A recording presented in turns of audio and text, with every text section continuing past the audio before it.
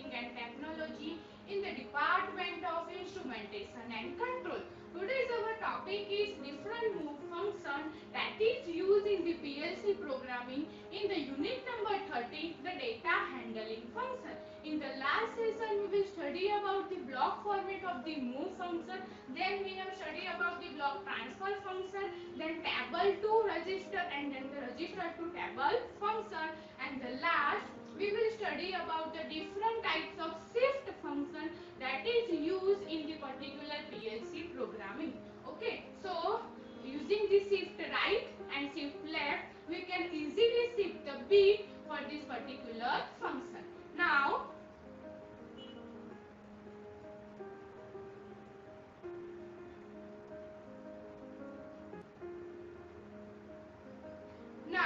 today's our topic is register rotate function in the move function.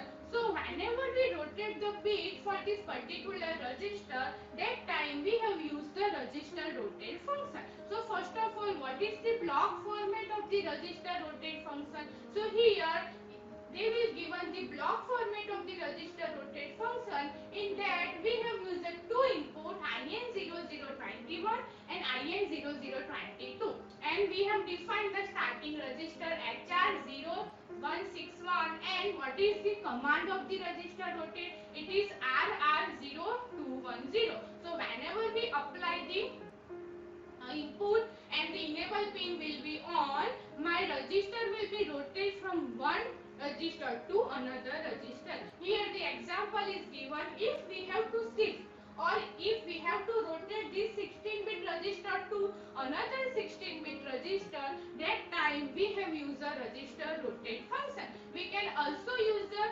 shift right register or the shift left register for this particular function, but the number of lines or the number of rungs for this particular function is greater than, instead of we have to use a register rotate function. So if we have transferred the multiple bits from one location to another, from source to destination, that time we have used a register rotate function. So we have used a different types of move function.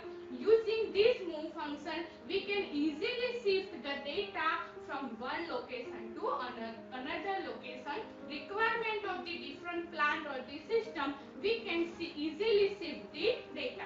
Now the next and the most important topic is the FIFO function. What is the FIFO function? What is the full form of FIFO? FIFO means first input, first out.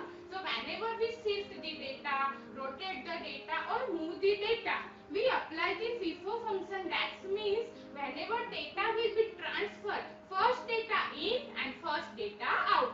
Same thing we have to use the FILO function. What is the full form of the FILO? First in, last out. If we can in the data first and we can out the data of the last address, that time we have used the FILO function. So rather than shifting the bit of information within a word, it shifts the data from complete word into the file or the stack. So two separate shift calls are required for this particular FIFO function. The first one is the shift data into the file. Okay, if we have to load the data for this particular location, for this particular file, that time we can use the load the data. And the second option is shift data out of the file if we have unload the data. Because what is the function of the FIFO? FIFO means first input data and first output data. So we can also unload the file for this particular location. So two separate shift calls are required in the FIFO function. Okay, so we have to study one by one how we can load the FIFO function and how we have unload the FIFO function. So first of all, these two shift calls operate independently of each other. FFL means FIFO load and FFU means FIFO unload instruction are used in the pair. So if we deal with the 16-bit data, if we have to enter the 16-bit in particular file and then we have to unload this 16-bit data, that time we can use the instruction FFL and FFU. Okay, so FIFO function, FFL load logic words into a user create file called a FIFO stack. So FFU instruction is used to unload the word from the FIFO stack. Okay, so in the same order as the word were entered, the first word enter is the first word out, because we have used a FIFO function. So this is the actual block format of the FIFO function. FFM means FIFO load. Then next, in these we have used the different types of data like source, FIFO, control, length and the position. And then we have to decide the enable bit, done bit and empty bit. Okay, so first of all, what is the FIFO unload block diagram? In the FIFO load, we have used the source address. In the FIFO unload, we have used the destination address. Then control, length and position will be as it is. Okay, and enable bit, done bit and empty bit. So what is the use of the enable, done bit and empty bit for this particular system? And what is the use of the destination, control, length and position for the FIFO load and FIFO unload? That we have studied in the next slide. Okay, so first of all, what is source? Word address from which the data are entered into the FIFO file. That is called the source. Then what is the FIFO? Address of the file in which the data are entered. The address must be start with the hash sign. So FIFO indicates the address of the data, and the source, it is the word address from which we have the data entered into the FIFO file. Now control. It is known as the RData table. It is a one type of table and is the file address of the control structure. The status bits, stack length and the position are stored in this element. Now what is the length? File length in the word. Specify the maximum number of words in the stack. So how many number of words we have to transfer for this particular file? So length will be decided. Next is the position. It is the next available location where the instruction load the data into the stack, and the first address in the stack is the position 0. As each word is entered into the stack, the both FFL and FFU will increment up to by 1. So using the position, the first address will be start from 0 and it will be increased while we are using the FFL, and it will be decreased whenever we use the FFU. Okay. And the stack is considered full when the position value that is equal to length. As we discussed in the timer chapter, that the preset value is equal to accumulator value, we can get done bit is equal to 1. Same thing will be applied if the stack is considered full when the position value that is equal to the length that we have to decide for this particular FIFO function. Now the next one is the enable bit.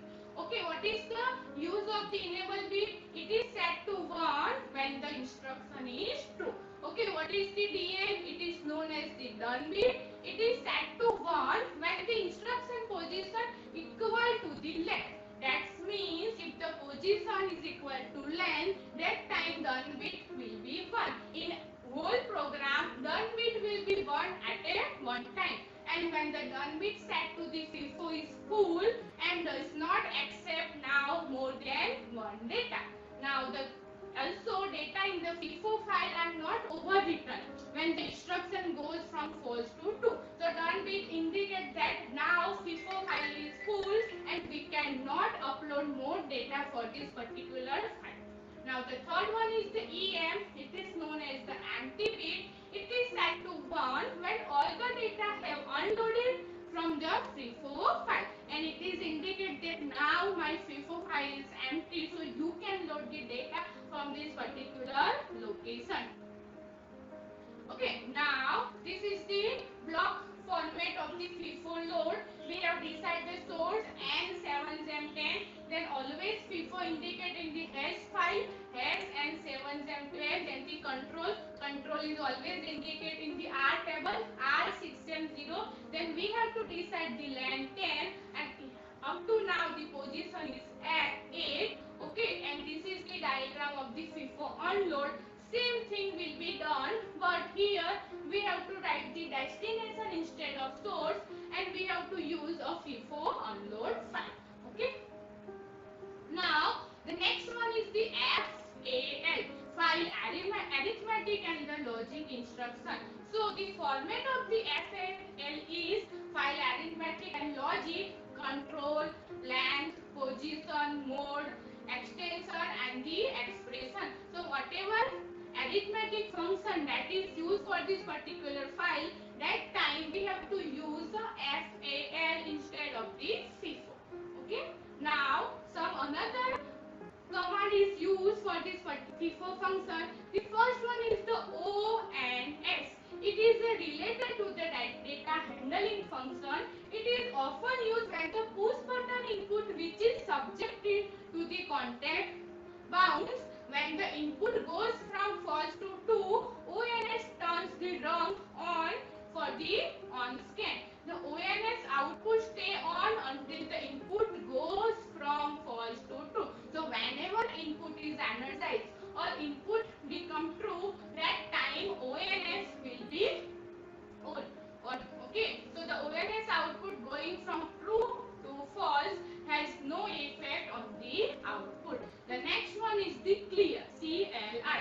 Set all the bits in the register on word to 0. If we want to set the clear command, that means in the register they will set all the bits at the 0. It is useful when you wish to zero out a system before starting or restarting the process. If we have restarting the particular process, or if we have starting the new process, that time we can use the clear command for this FIFO system. Now the next one is the sweep. It is used when you wish to scan through a program or the portion of a program at the fixed interval. So the fixed interval needs to be longer than the scan time to be operation. So if the scan time is 30 milliseconds and you set the sweep time to 20 milliseconds, so the scan will be made every 30 seconds, the scan time. Okay, so if you set the sweep time for 5 seconds, the program will be scanned every 5 seconds, which is longer than the scan time. And as you know, the scan time is the time that is required to scan the whole program for top to bottom and from right to left. Okay, so we have to decide the sweep time is less than to the scan time. So we can try in the every program to make the sweep time is less than to the scan time. Okay, so using the FIFO function, we can easily load the file from one destination to another destination. Also, we can also unload the file from one to another destination. Thank you everyone. If anyone have doubt, then contact me in